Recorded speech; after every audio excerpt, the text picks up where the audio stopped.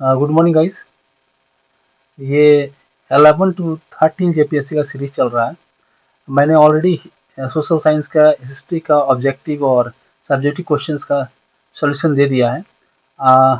आज मैं geography questions का, डिस्क्रिप्टिव का, पहले क्वेश्चंस का सॉल्यूशंस दूंगा और एक मॉडल आंसर दोनों लैंग्वेजेस में दूंगा। चलिए देखते हैं। पहला क्वेश्चन है, examine the potential and challenges of solar energy in India, how the government interventions may help towards adoption and expansion of solar energy as a major energy source. Bharat में सौर ऊर्जा की संभावनाओं और चुनौतियों की जांच करें। सरकारी हस्तक्षेप किस प्रकार सौर ऊर्जा को एक प्रमुख ऊर्जा स्रोत के रूप में अपनाने और विस्तारित करने में मदद कर सकता है।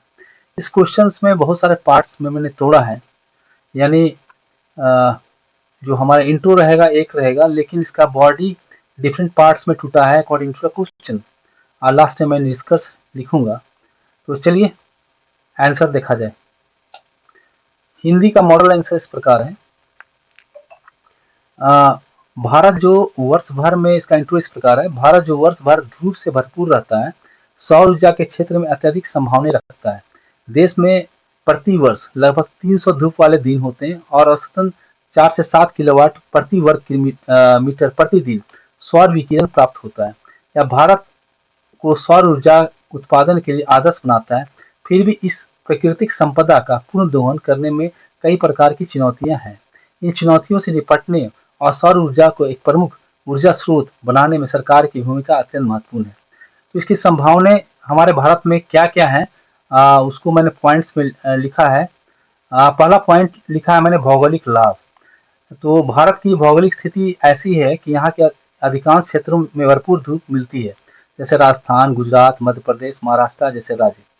तो यहाँ इस सौर ऊर्जा के लिए अनुकूल है। दूसरा मैंने लिखा, ऊर्जा सुरक्षा और सतत विकास। सौर ऊर्जा देश की ऊर्जा जरूरतों को पर्यावरण के अनुकूल तरीके से पूरा कर सकती है। यह जीवाश्म ईंधनों पर निर्भरता घटाती है और कार्बन उत्सर्जन को भी कम करती है। तो दूसरा हमारा जो संभावना है ऊर्जा स्रोत, ऊर्जा सुरक्षा और सतत विकास है। थर्ड है रोजगार और आर्थिक विकास। सौर उद्योग में स्थापना, निर्माण, संचालन और रख रखाव क्षेत्रों में लाखों नौकरियां उत्पन्न हो सकती है। यह स्थानीय उद्योग और कौशल विकास को भी प्रोत्साहित कर सकता है, यानी रोजगार ही मिलेगी और साथ में आर्थिक विकास भी मिलेगा। चौथा चौथा है ग्रामीण विद्युतीकरण। सौर ऊर्जा दूर दराज के इलाकों में बिजली प्रदान करने में सहायक हो सकती है, जिससे वहाँ की शिक्षा, स्वास्थ्य और जीवन स्तर बेहतर होगी, यानी हमारे ग्रामीण विकास भी होगा। पांचवा है लागत में कमी।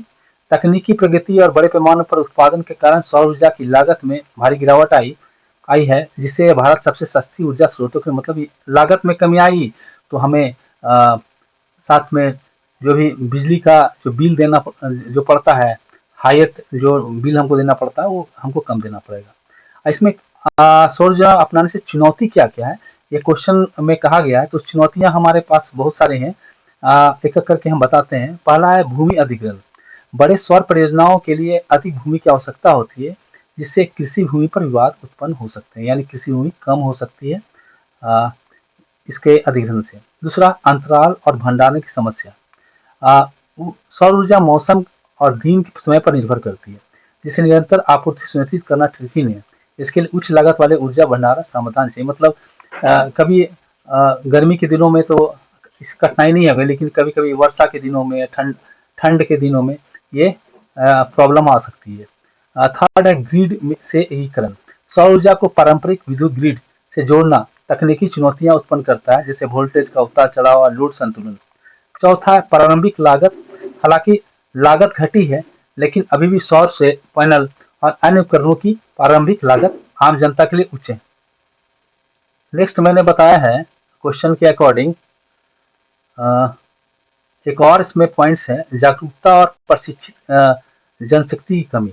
ग्रामीण क्षेत्रों में लोगों को सौर ऊर्जा की जानकारी कम है और क्षेत्र में प्रशिक्षित तकनीशियनों की कमी, मतलब यानी टेक्नीशियन की कमी हो गई, खराबी हो गई तो प्रॉब्लम आ सकता है। अब इसमें सरकारी हस्तक्षेप और नीतिगत समर्थन कैसे हो सकता है, तो इसके लिए भारत सरकार द्वारा अनेक कदम उठाए गए हैं। पहला है राष्ट्रीय सौर मिशन NSM।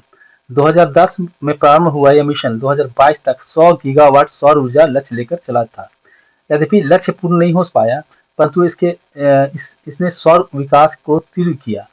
सेकेंड है सब्सिडी और प्रोत्साहन। सरकार द्वारा रूफटॉप सोलर सिस्टम पर पूंजी सब्सिडी, कर लाभ, धारा 80A, सस्ती ऋण सुविधा और वायबिलिटी गैप फंडिंग जैसे उपाय किए गए हैं। थर्ड, सौर पार्क योजना। बड़े स्तर पर सौर पार्क विकसित कर निवेशकों को भूमि और अवसंरचना दी गई है, जिससे निजी और विदेशी निवेश को बढ़ावा मिले, निवेश बढ़ सकता है, सब्सिडी बढ़ सकती है। फोर्थ है कुसुम योजना। इस योजना के तहत किसानों को सोलर पंप और ग्रिड से जुड़े सौर संयंत्र लगाने में सहायता दी जाएगी, जिससे डीजल की खपत कम होगी। मतलब ये कुसुम योजना के तहत हमारा कृषि विकास होगा, यानी इस सौर ऊर्जा के तहत हम पंप सेट के थ्रू एग्रीकल्चर कर सकते हैं।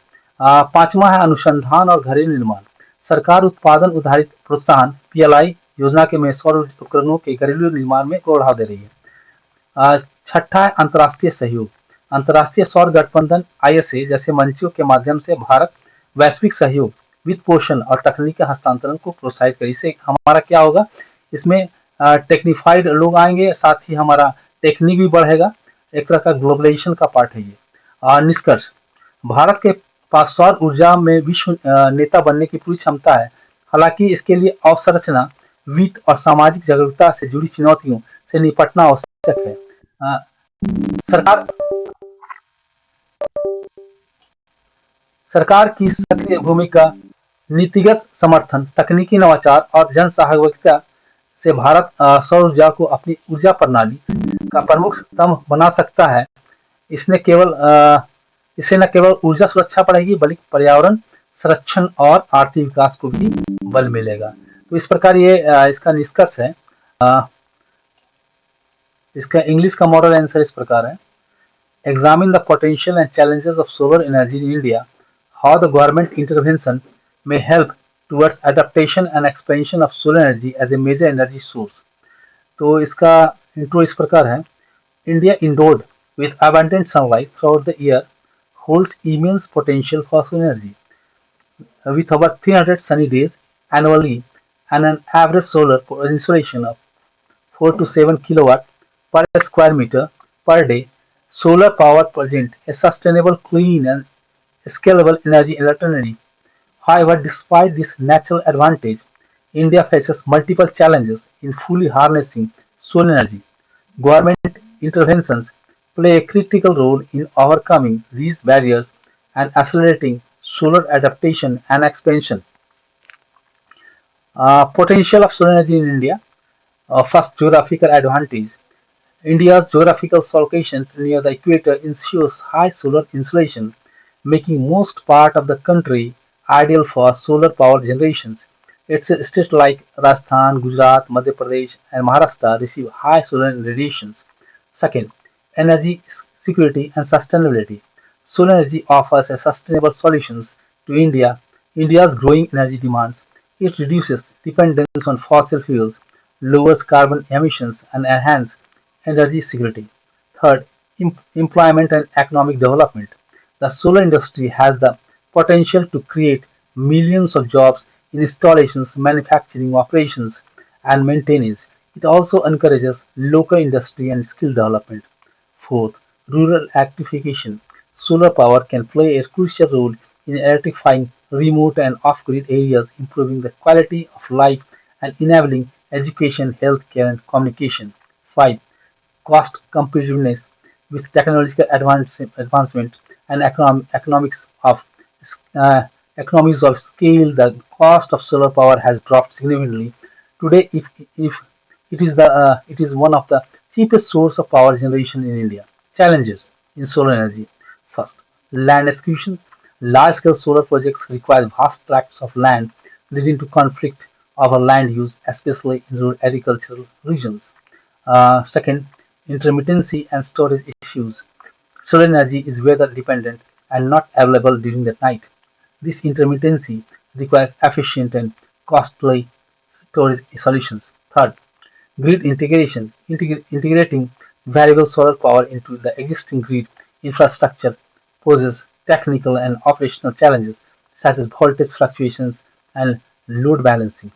Fourth, high initial cost. Despite decreasing cost, the upfront capital investment for solar panels and related infrastructure remains high, particularly for the small users and households. Fifth, lack of awareness and skilled manpower. In rural areas, awareness about solar benefits is low. Moreover, the sectors lack adequately trained manpower for installation and maintenance. Uh, the Indian government, undertaken several initiatives to promote solar energy. These are first National Solar Power Missions (NSM), launched in 2010. The NSM aims to achieve 100 gigawatt of solar capacity by 2022 under the broader National Action Plan on Climate Change. Although the target has not been fully met, it significantly accelerated solar growth. Second, subsidies and incentives.